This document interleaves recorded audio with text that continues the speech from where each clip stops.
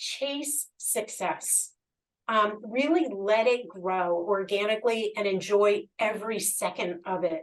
Enjoy your life, press a restart button at work, and just see it as you're doing profit-centered marketing. You're getting paid to be there and you're marketing with people. Just, it's about changing your mentality and being able to jumpstart some success with that new way of looking at things. Yeah, I think a lot of people step into this business or any business and they get excited. It's a booming market. There's a lot out there. There's income potential.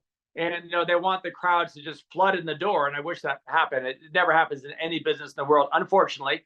But once you get rolling, once you start building some recognition, once you start building a brand, you start slowly getting traffic and referrals, then this is a $16 billion marketplace and you will make great money because the market's there, the demand's there.